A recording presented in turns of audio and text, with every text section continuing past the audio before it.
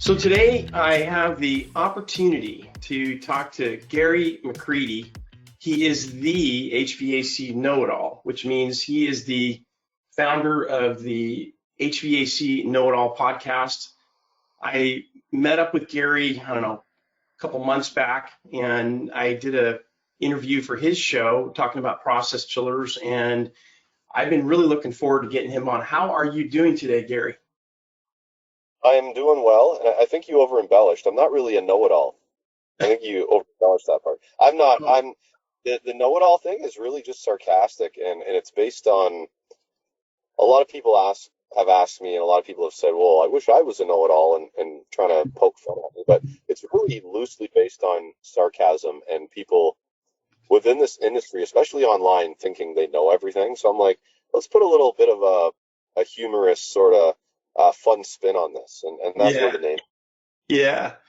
That's awesome. Yeah, I've become a regular listener of your show. It's a lot of fun, and I'm just kind of I wish there was more technicians out there like you that have been willing to, contribute to the industry and really, get the word out there about all the really cool stuff going on. So give my audience a little bit of background on you as a tech, because you're actually a working HVAC refrigeration tech. Yes, I'm 43 now, and I started in the trade when I was 18. I went to trade school, like right out of high school, a couple of years, and then right out of trade school, I got hired with the company that I'm at now still. So as you can see, I've got a real committed personality. So when I go in, I go all in, and I've been in the trade now for 25 years, and it's been awesome. There's good days, there's bad days, there's days where I'm like, I don't get paid enough, and there's days where I'm like, wow, I'm getting paid way too much to do what I'm doing right now. So it's a balance, and it's a journey, and the education, it can't stop, because if the day the education stops and you stop learning, that's when you're going to become stale, and that's when this trade's going to get real boring real fast. You got to really keep on your toes and stay up to date on what's happening. Yeah, and you definitely do that. So tell me about your podcast. So what what drove you to get that going? Because how long you been doing your podcast now? Since 2018, it was probably early 2018. So we're probably at about the 4 year mark right now of the podcast, and this year we're going to hit 1 million downloads. It looks like. So it's been pretty cool, pretty pretty, I guess, up and down journey, because when I first started, I had no idea. I was basically scrolling through my phone, and I saw this ad on Instagram for Anchor saying the easiest way to start a podcast. And I'm like, hmm. So I clicked on it and I read about it. And at that time, you could only record 5 minute segments. It was really, really strange. So I did one saying, hey guys, I'm going to try this podcast out. And I hit publish. And then the next one, I'm like, let's talk about something that the audience might like or learn from. And it was talking about electrical circuits. And I was literally in my bathroom, in the powder room on the first floor of my house, with this cheap little mic set, like a $30 mic set that went around my headset, with a terrible mic on it.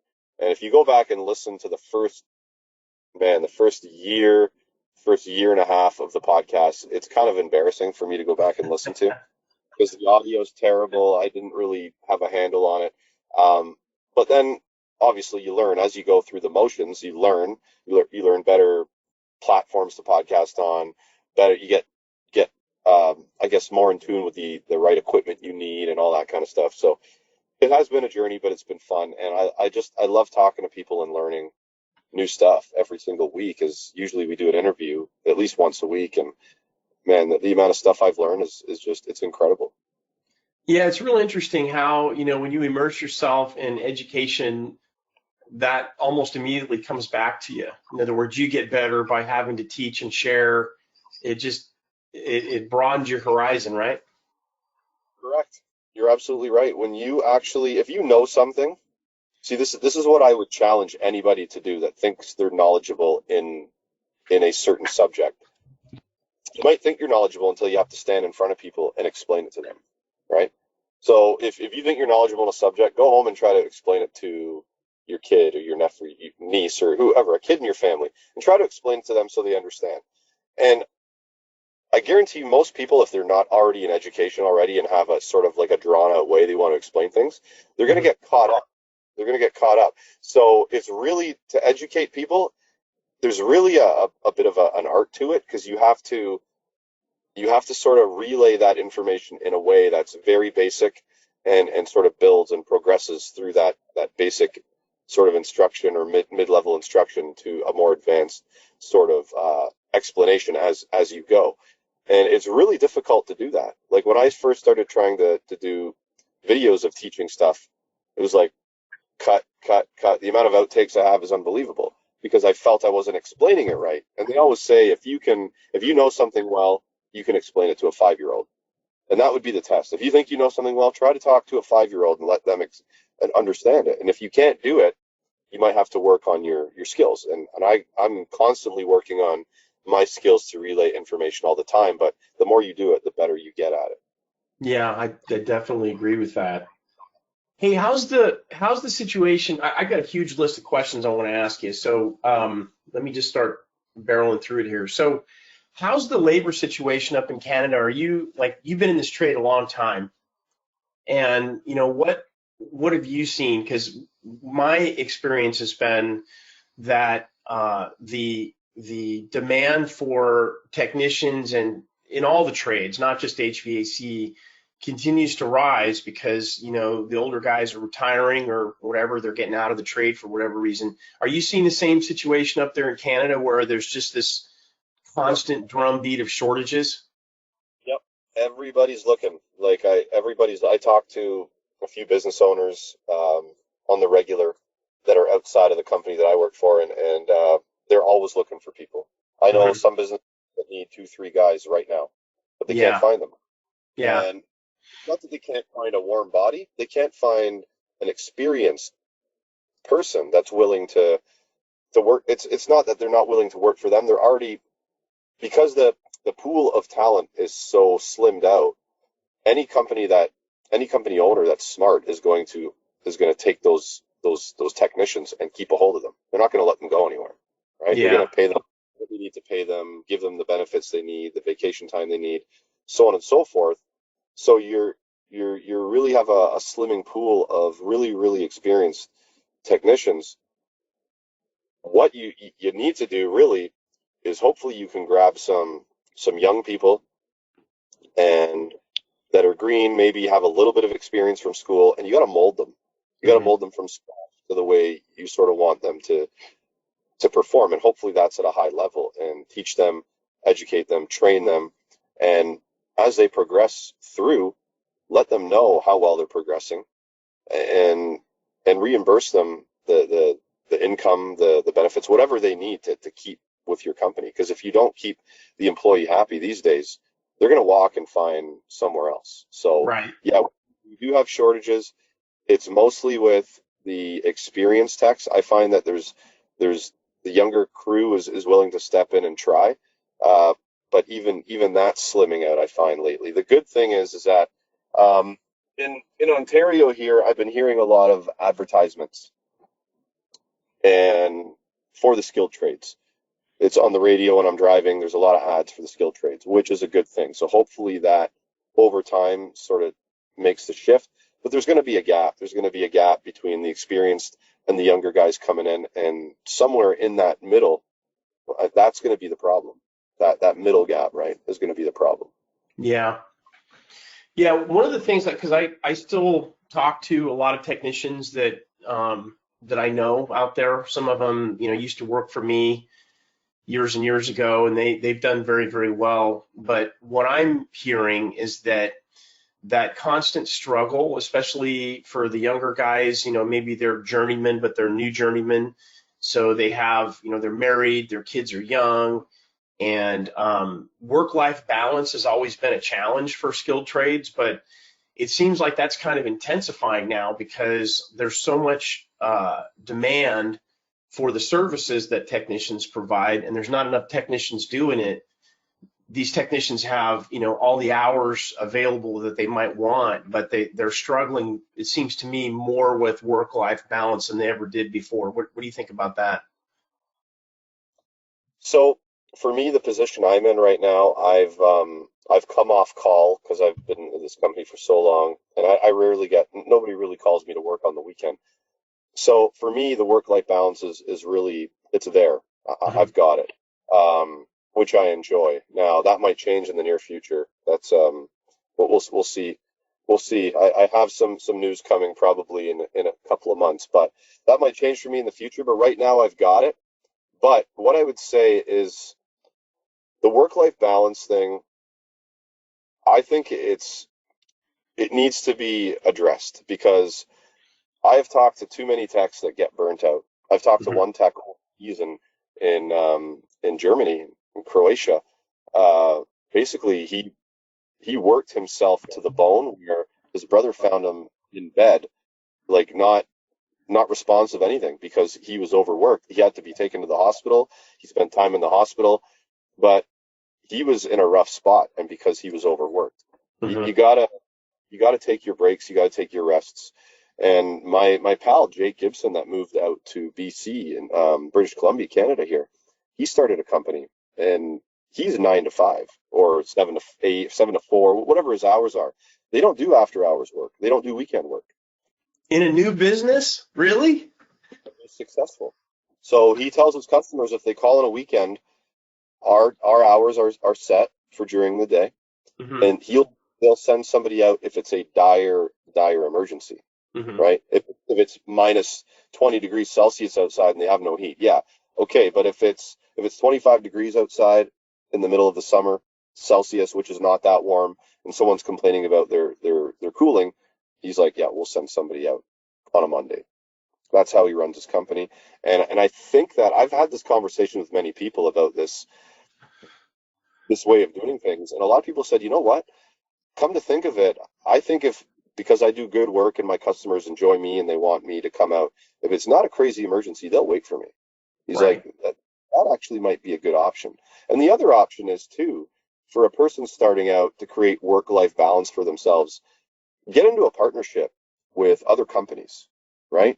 Mhm. And if you want your weekends or you want your evenings, find some companies that will take your on call for you. They're going to take the work. They're not going to say no to it. I mean, that's also an option, right? Mhm. Find companies locally, call them out and say, hey, listen, I'm starting out. I'm a family man. I'm not available 24/7. I will gladly pay you as a subcontractor if you take my on call for me after hours, right? I mean, that is a definite option. Great idea. That's a great idea. Yeah. So, I mean, though I agree, work-life balance, it needs to be addressed. It needs to be something that's focused on. And I think there's so much work out there that a solid technician, a good technician, is going to be able to pick and choose between what they want to do. And Mhm. that bonus right now, take this window right now of opportunity. If anybody's listening, if you're really good at what you do, at your craft, and pick and choose what you want to do. Like, for instance, a tech could go out on their own, a good tech could go out on their own and call up, and this is in reversal of what I said, call up 10 companies and go, I know you guys need techs. I know you can't get them. I know you have an overflow of work. How about you lean on me as a crutch, as a subcontractor? You have work to do? Call me. I will do your work. I'll charge you a sub rate, but at least you're getting your customers' needs taken care of, right? And then you have this dealings with maybe 5 to 10 companies that all are struggling to get their work done and can't find techs. And this is a good business model, I think, for any good tech, is call these companies up and be their crutch and do all of their overflow of work as a subcontractor. So That's I a mean, great there's idea. so much opportunity. Yeah. Yeah. So, Gary, I want to talk to the young folks out there. There's, I think, COVID. If there's any good thing that came out of it, I don't know how it is up there in Canada, but here in the U.S., I think parents are or have become awakened to what's really going on in the public schools because a lot of parents were looking over the shoulders of their kids online, seeing what they're learning and stuff. And I think that the awakening, it has to do with the school experience that parents had, and I'm talking school experience from, grade school all the way up into college, is much, much different now than it was when they went to school. And I think Yeah. parents are, I don't know if we're having this challenge here of recrafting or rebranding skilled trades in the fact that it's really a viable option for a career path, where it used to be, well, if everything else doesn't work out, you can always be a plumber or an HVAC guy, or, you can always learn a skilled trade. And anyway, what I want to find out is, what do you think about, how we clarify the message about skilled trades with people just getting out of high school, that, if these individuals in their gut know that college is not for them, what do you say to those folks about skilled trades? And, what do you think we can do to recraft the message? Well, one, the opportunity in the skilled trades, and because there is this gap that we talked about, there's a massive opportunity right now for any high school student that's getting out of high school now to really jump in. And within the next 10, 15 years, while there is this gap, because I eventually think that with all of the promotion and push of the skilled trades over the next 5 years or so, in 25 years, we could be saturated again. That's definitely something that could happen. But now we just have to let them know about the opportunity that's involved. And I say this all the time when I'm trying to talk to other techs online, is that we need to show them all these cool gadgets and all these cool tools, and how the trade's advancing. And if we don't show them that stuff and teach them that stuff and teach them the old dinosaur ways, well, in my day, this is how we used to do it, they don't care about that. I mean, some kids care about history of things, but not so much. They want to know what's now and what the future is going to provide them. Mm-hmm. So we have to start teaching at the college level, for sure, in the trade schools, the advancements that's been happening in the trades, right? Like pull out your phone and download the apps that all these manufacturers have, and actually use them in your classes. Like if we're putting a central air monitor that monitors indoor air quality, show them that. Download the app. Show them how it works. Teach them how indoor air quality can create opportunities with your clients. Because we have particulate matter in the air that's high, humidity that's low.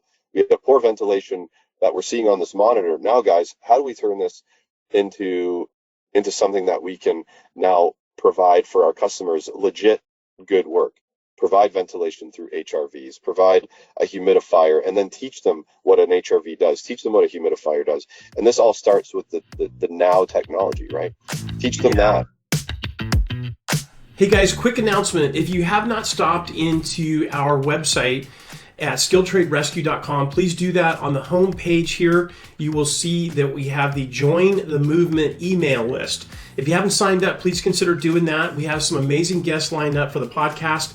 I'm going to be getting the stories out of successful technicians and business owners in skilled trades. These are not just HVAC people. These are going to be from across the skilled trade spectrum. And my hope is that I'm going to be able to draw out of these people the things that have worked in their careers amazingly well, and the things that if they had a chance to talk to their younger self, what they would tell them not to do. So I want to share all that stuff with you. And if you sign up, you're going to be the first to know when we drop those new podcast episodes. Also, coming soon, we have the BEST workshop. It's a 5-day automated email workshop. However, you're going to give content to us through that workshop. You're going to get one-on-one feedback from our instructors, and we're looking to better your career. I've been teaching the BEST process for many, many years, about 2 decades, one-on-one, and I'm going to be trying to do that to the masses through this workshop. It's totally free. All you got to do is sign up, and as soon as you do that, you'll get alerts on your email as soon as these new podcasts come in, as well as the BEST workshop. So if you check it out, I will put a link to the website on the show notes for this episode today. So check it out. Going backwards and teaching, like when I was in school, for instance, when I was in trade school, probably my second or third block after I was an apprentice, They were teaching us about carrier time clocks, mechanical carrier time clocks that had been in the industry for 20 years, 30 years at that point. And I had seen one in my whole career. And they're still teaching us that. Teach us new stuff, right? Yeah. That's what's going to catch our interest.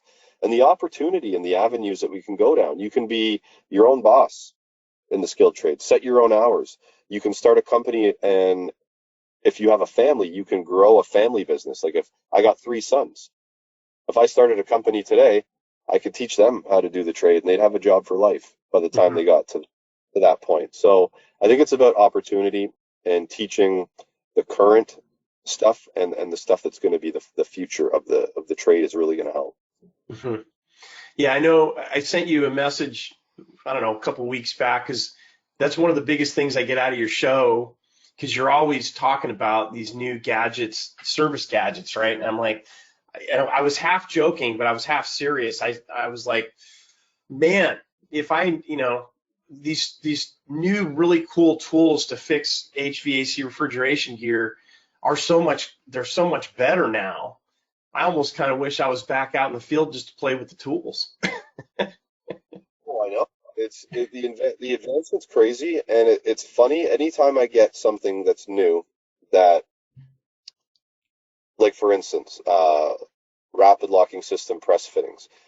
Right. The technology is fairly new, and people don't fully trust it yet, and I fully understand that because it's new, and it's okay to be skeptical. It's okay to be skeptical. It's not okay to be closed-minded and say, "Yep, that's not going to work. I'll stick to brazing." I don't think that's the mentality we should have. Brazing is a solid job. Mm-hmm. It lasts for years, but there's alternatives for a reason, because we can't get into some places and just pull out a torch, like Mm-hmm. hospitals, like facilities where they might be using a flammable liquid or vapor. There's many different places where an alternative can be used, and testing them, learning them, and being educated on it, because one day you might get spec'd a job where it says no torch. Well, what do you do now? That you've dismissed everything that we've talked about before over here. Like, why not just stay open-minded through the process? Try it yourself. Reach out to the manufacturer, get information, get case studies, talk to people, other people in the trade that have used it outside of the manufacturer, get Mm-hmm. their 2 cents, right? And really just come to your own conclusion rather than just saying, nope, I'll just stick to brazing. That's just one Yeah. example, right? That's Yeah. just one example. It's just, like I said, the technology's there. Let's understand it. Let's learn it, just in case one day we need to pick it up and use it. Right. Right. So Gary, I wanna jump over. You made a really great segue, I think, into the next thing I wanted to find out from you. So I want to talk about work ethic, or also referred to as habits, that new technicians are just getting into the trade, doesn't matter what trade, skilled trade.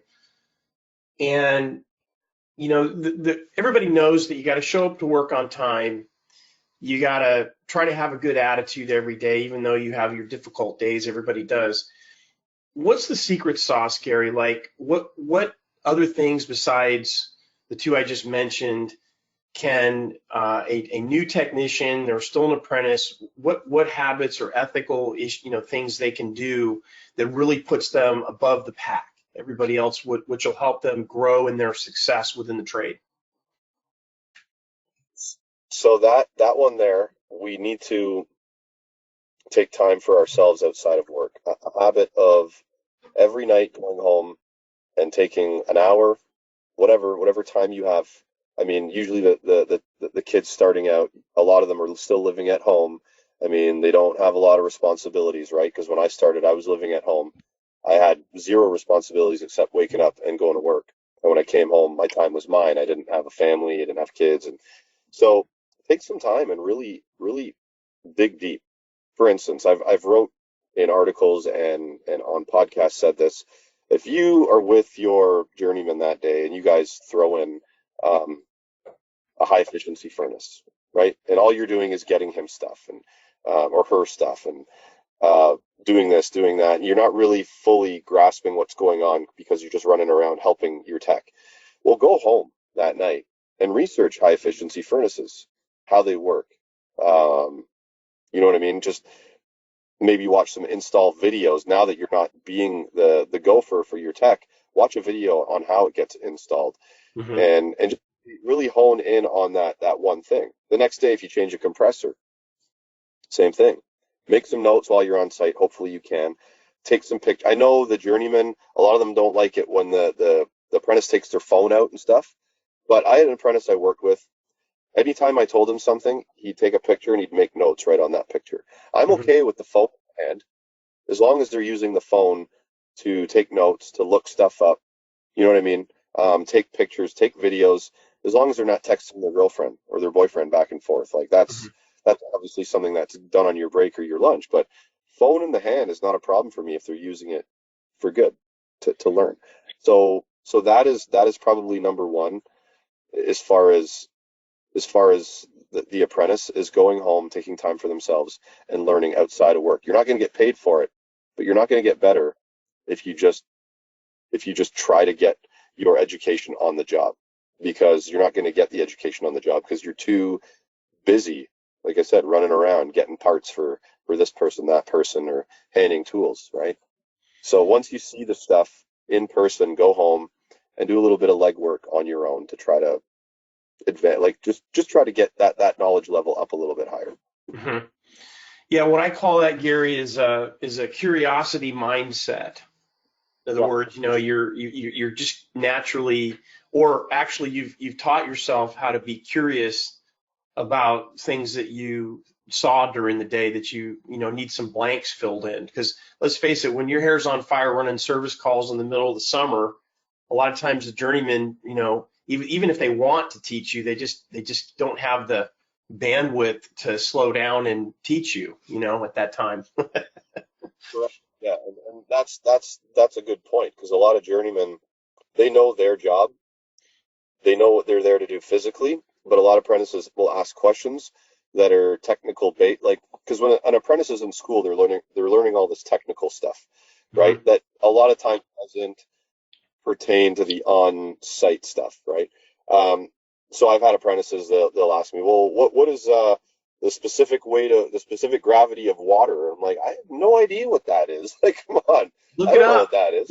Yeah, look it up. But I mean, I think when those questions come in to the senior tech, maybe at lunchtime, just, okay, this guy's curious. Let's try to help them out. Let's look this stuff up together. And I've always tried to do that as best I can. Yeah. And it's best not to bullshit an answer. Don't just say something, because I've seen this too, where you ask the question, they just bullshit an answer, but it's not really the answer. They just say what they've been told through the years they've been in the trade. Mm-hmm. And I mean, if you find that original person that told them that, just it sort of filtered through, I mean, that person could have been totally wrong in the first place. And then every generation that's told that, it changes just a little bit, and you end up with this complete crazy lie about what they're doing in the trade. It's not even true. It doesn't work. It doesn't apply. So I think there needs to be a rethink on the level of the senior tech when they're teaching the apprentice. Hey guys, I have an exciting announcement. We just recently made some updates to our 3 most popular online courses at processchilleracademy.com. If you're a technician that's looking to improve your skills a little bit, maybe get some specialized training to give more value to your customers and your employer, or if you are an employer, a contractor that is looking to augment your existing in-house training with online training that can be accessible from any device, this is a really great opportunity. Just go to processchilleracademy.com, just scroll down on the homepage and you will see the course area. If you go into the course page, you will see that we are currently, for a limited time, we have a promo code of Chiller Pro that will save you 25% on any one of these courses. So I hope you check it out, and I'm looking forward to seeing you in class.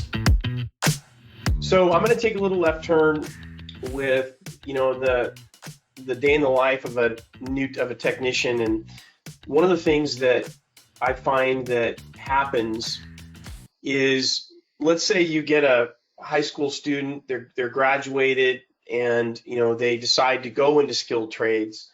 And before that, they may have had a little side jobs while they're going to high school, working in services or food service or whatever, and they're making minimum wage. and they decide to go in the HVAC, or they go in, some other skilled trade, and they've got the right mindset, they got the right attitude, and they start moving up really quickly. And along with that, because their boss sees the potential and they want to keep them motivated, and their wages start going up. So you get somebody that starts out at minimum wage, goes into skilled trades, they get a bump almost immediately if they, especially if they got some schooling behind them. And then within just a few years, they're making some serious money. I don't know how it is up there, but here in the States, these guys can turn out to be a journeyman, whether that be union or non-union, and they're making, some of them are into the six figures relatively quickly. So one of the things that derails a lot of people is their relationship with money. A lot of times what happens is, as their wages go up, their spending goes up, and that can throw everything out of whack, especially if they have a significant other. One of the biggest issues is arguments about money. So, what advice can you give these younger folks as they start making real money? What advice can you give them to make the right decisions about, how they're spending it? That's a great question, and I'm probably a bad example of what you should do when you start making money when I was younger, because we're like, I'm close to Niagara Falls here. It was like literally every second weekend. It was like me and you're 22, 23 years old, making $30 an hour. I mean, you got cash to blow, still living at home, go to Niagara Falls and drop $400 in a night, going to the casino, and you continue to do this. You just dwindle your cash away. Mm-hmm. I would really seriously, like, for me, for my kids, the way I want to teach them about investing their money properly, into retirement savings funds, into the figuring out how the stock market works, even crypto these days. You can make money doing a lot of stuff if you know where to invest it and you're educated on that investment. And I think that's the goal, is to try to retain your money, but make your money work for you with finding some sort of investment, whether it be going in and buying a house with your significant other, and renting out the basement or rooms in the house, and having your mortgage pay down faster by other people renting for. I've known tons of people that have done this. They've went out and bought a house at an early age, and they rented out as much space in that house as they possibly could, right? Mm-hmm. And kept it for 2-3 years. They didn't have a mortgage payment, and they're actually collecting money on the rent. So they're living rent free, mortgage free. They might have to put up with tenants for a bit, but that head start that initial investment gives a young person is incredible. Mm-hmm. Instead of their money, they're actually accumulating money and growing an investment, because you buy a house at X amount of dollars, 3-4 years later you sell it for usually at a higher price unless there's a market crash, and during that time you're having your mortgage paid for by your renters. But yeah, it's just a habit.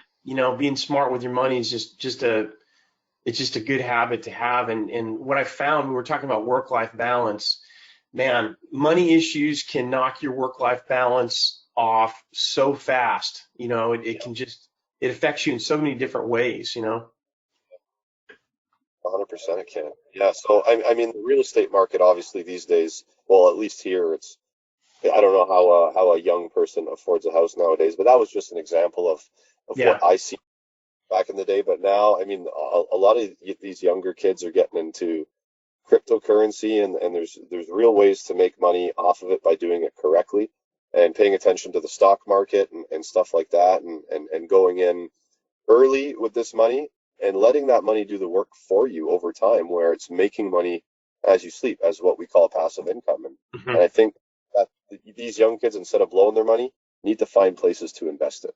Yeah, for sure.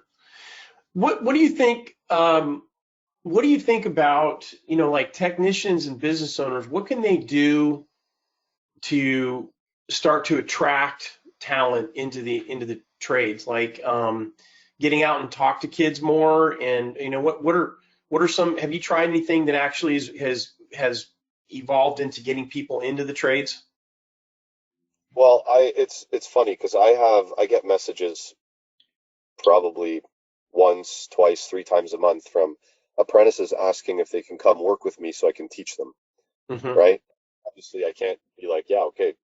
I can't tell my company to hire somebody just so they can come work with me, right? But the reason that is because I try to, as much as I can, relay information that I've learned and obtained over time, and I share it with people.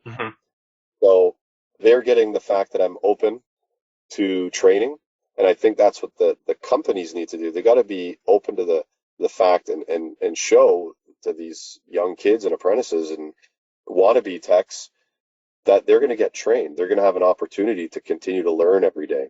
If they just get hired, they become a number and just go out every day and change filters and change belts or jump out cooling and yeah, it's working, on to the next one. It's not really, there's no growth in that.